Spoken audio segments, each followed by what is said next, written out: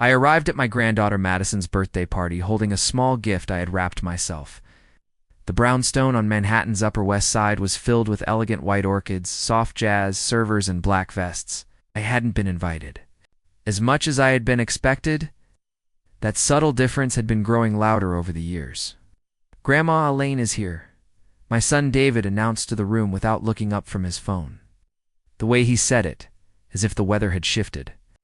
Slightly, mildly inconvenient, but nothing to stop the party over. I clutched the box in my hands a little tighter.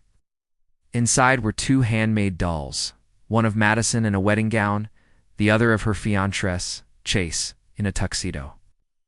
I had spent 3 weeks knitting them, my fingers sore and swollen from arthritis. What no one else knew was that inside Madison's doll, carefully sewn into the center of its chest, was a diamond that had been in our family for 3 generations. George, my late husband, had it reset for our 50th anniversary. Madison had hinted about it more than once. When it was time for presents, my daughter-in-law Claire tapped her glass. "Madison, darling, start with the smaller ones." Madison's eyes landed on mine and the package in my hands. She smiled, the kind of smile that didn't reach her eyes. I stepped forward and handed it to her. "Happy birthday, sweetheart." She took it with 2 manicured fingers, her diamond bracelet catching the chandelier light. The room, watching with the same expression he might use to evaluate a wine list. Madison unwrapped the box. A hush settled over the room. She lifted the dolls, holding them away from her cream-colored dress like they were something dug up from a dusty attic. "This handmade gift looks so cheap," she announced loudly with a sharp laugh that bounced off the marble walls. Came the rest, Chase's chuckle, David's too loud bark, Claire's polite titter, and a wave of laughter from people who didn't know me, didn't care to. I stood there burning, unable to move the doll with the diamond hanging between her fingertips like an insult. That night, I returned to my apartment alone. I didn't turn on the lights. The quiet felt like company after what had happened.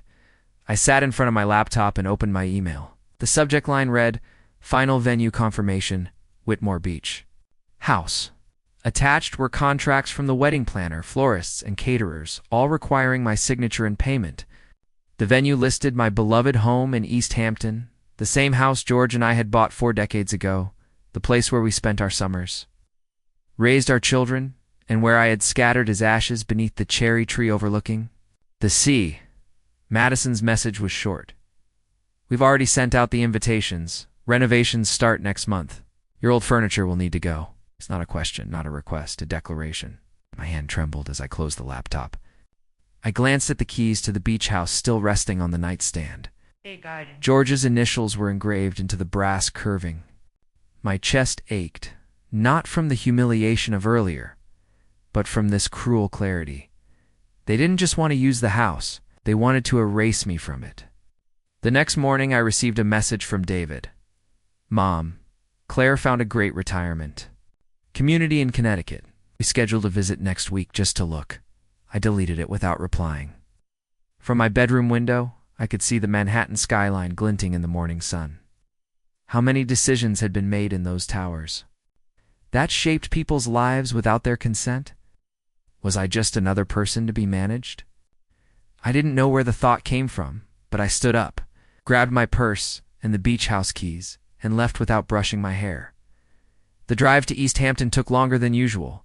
My fingers ached from gripping the steering wheel too tightly, but I needed to see it one last time before they stripped it bare and turned it into a wedding showroom. As I pulled into the driveway, there was already a sleek black SUV parked outside. I didn't recognize it.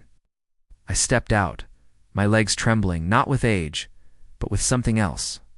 A quiet fury. The front door was unlocked. I stepped inside and heard voices echoing from the great room, the heart of the house where George had loved to play his old jazz records on Sunday mornings. "The wall between the kitchen and dining area can definitely come down," a woman said. "She won't mind. Mrs. Whitmore's barely here anyway." I walked into the room. There stood Madison, Claire, and a woman holding a digital tablet. My daughter-in-law wore her usual composed smile.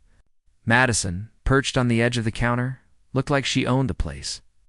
The designer wore heels too high for a construction site, in a tone too casual for someone speaking about my home. "Actually," I said quietly, "I do mind." All three turned. Claire recovered first. "Elaine, what a lovely surprise. We're just discussing small updates for the wedding." "Taking down a load-bearing wall isn't a small update," I said, placing my purse firmly on the granite. "Island. Who approved these changes?" Madison stepped forward with a syrupy smile. "Grandma, we talked about this last Christmas. You said we could use the house and make it perfect for the ceremony. I said you could use it." "I never agreed to renovation. It's not demolition," the designer cut in, as though speaking to a child. "It's modernization. The property has wonderful bones, but the aesthetic is dated." I turned toward the large window facing the ocean, the same view George and I had stared at during our morning coffee for years. White walls, minimalist furniture. The designer continued flipping through slides. Instagram ready, Hamptons, chic. Then I saw it. The mantel where a photo of George and me used to sit was bare. In its place was a printed vision board full of beige swatches and mood lighting. "Where's my photograph?" I asked. "Oh." Claire looked around vaguely. We carefully packed some personal items to keep them safe during the updates. That night, after they left, I went to the garage. 3 cardboard boxes labeled Elaine's Things sat in the corner. Inside I found the photo, our anniversary album, George's books, the 2 knitted dolls Madison had mocked, tossed on top like junk. The diamond was still inside. My phone rang. "David, Mom, about the retirement place, we really should talk. And about the house. Claire and I think it's best to move it into a family trust, just for tax purposes." "Ah." The brochure on the kitchen table, Seaside Serenity, where independence meets assistance. They were already preparing for a life without me in it. The next day, I met Joan, my oldest friend, for lunch at our usual cafe near Central Park. Joan had never remarried after losing her husband. "Men are like pastries," she always said. "Delicious but not essential for survival." She listened silently as I told her everything: Madison's party, the beach house plans, the trust, the brochures for retirement communities. When I finished, Joan didn't say anything right away. She put down her fork and looked me in the eye. "Elaine, this isn't just rude, this is a hostile takeover." I blinked. "They're maneuvering to control your life, your assets, and your choices, and you're letting them." I wanted to argue. I wanted to defend them, but I couldn't because she was right. Later that week, I had a checkup with Dr. Levine, my cardiologist. He reviewed my chart, frowning. "Your blood pressure is up significantly since your last visit. Any unusual stress lately?" I laughed. "Define unusual?" He folded his hands. "Elaine, at your age, stress is dangerous. I've seen too.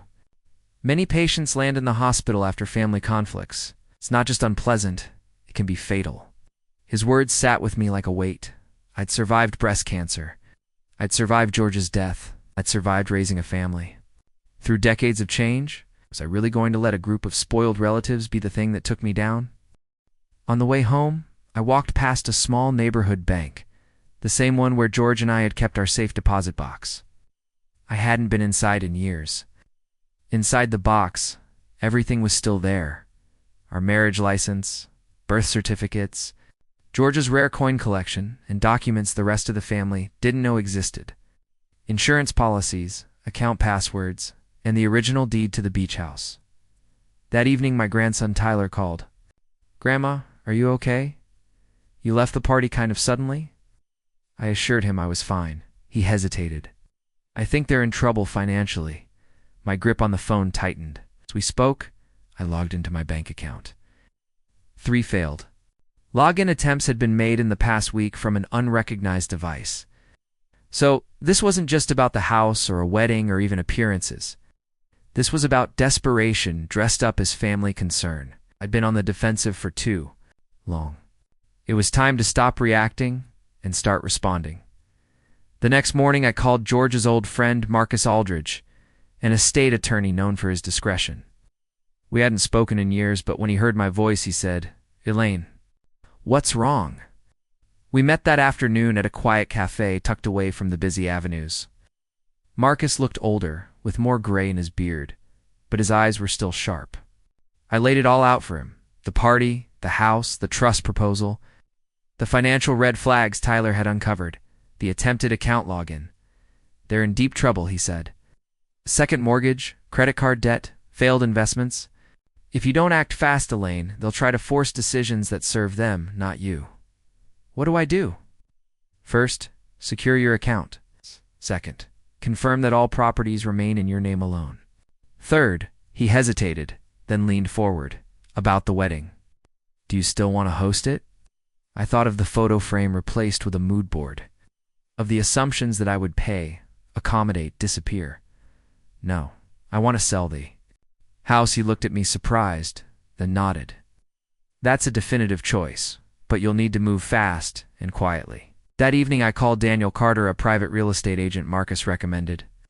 "I need a buyer," I told her, "for the East Hampton house. Someone who values privacy and can close quickly." Danielle paused.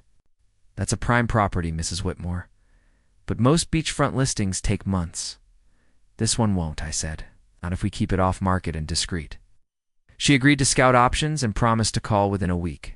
The next day, I returned to the beach house alone. I walked through every room, touching the walls, the window frames, the oak banister George had sanded himself. I gathered the photo albums, George's books, and the wooden box that held a portion of his. Ashes. On the kitchen counter, I noticed a schedule for tent placement left by Madison's wedding planner. I folded it, placed it in the trash, and stared out the window. The sea was calm. I wasn't, but I was ready. The call came sooner than expected. "Mrs. Whitmore," Danielle said, her voice brisk. "I found a serious buyer, a tech entrepreneur and his wife. They're prepared to offer full asking price and can close in 40 days, sooner if needed, but they request total privacy." "Tell them yes," I replied, without hesitation.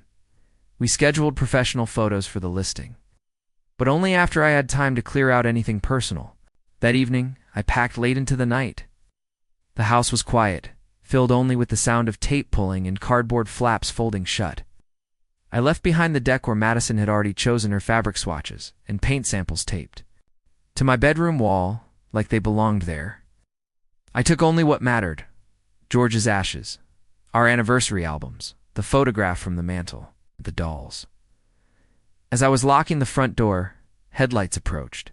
A silver sedan stopped behind my car. Out stepped a woman with a clipboard. "Mrs. Whitmore?" she asked, looking surprised to see me. "I'm here from Evermore Events. Just doing a quick layout check for the wedding tent." "No need," I said calmly. "The wedding plans have changed." The look on her face told me Madison hadn't told her yet. "Good. Back in the city, Tyler joined me for dinner. Over roast chicken, his childhood favorite. I told him the news. I'm selling the beach house," I told him. His fork froze. "Midair? Before the wedding?" I nodded. "The closing will be before the date they planned. They're going to lose their minds." "Probably," I said. "But it's my property, and they lost the right to assume anything when they stopped treating me like family." He was quiet for a moment, then smiled. "You know what's strange, Grandma? I think I respect you more now than I ever have. And I've always respected you." His words made my throat tighten in a way nothing else had. After dinner, as we cleared the table, Tyler asked what I had expected. "Is this because of what Madison said about the dolls?" I paused, rinsing a plate. "It's because that moment showed me exactly how they see me, and I can't unsee it. Some things, once revealed, can never be unseen." The first signs that my family had discovered the sale came at 11:23 p.m., 3 missed calls from David. 7 frantic texts from Madison. The last one was in all capital letters. "Please tell me this isn't true." I silenced my phone and slept soundly for the first time in weeks. The next morning, David showed up at my apartment, still in his running clothes, red-faced and sweating. "What the hell are you doing?" he snapped as soon as I was up in the door. "Good morning to you too," I said, stepping aside. "Coffee? I don't want coffee. I want answers." I poured myself a cup, stirring in cream with quiet composure. "Yes, I'm simplifying. My life, you're sabotaging your own granddaughter's future. My house, I reminded him gently. David ran a hand through his thinning hair. We've sent invitations, made deposits. The venue can't be changed now.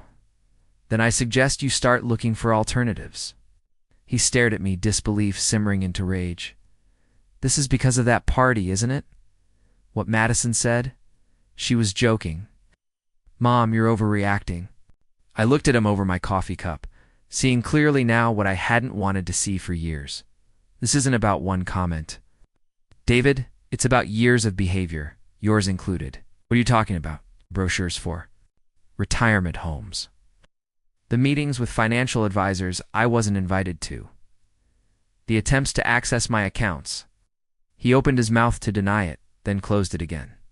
I'm in trouble, Mom, he admitted, his voice suddenly quieter. Westridge project collapsed. Investors are threatening to sue if I don't find capital. So this is about money. No, it's both. We're worried about you too, but you didn't ask how I was doing. You made plans behind my back.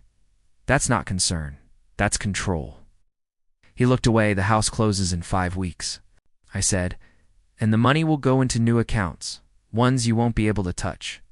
You do this to your own family. I walked to the window and looked out over the skyline. You already did.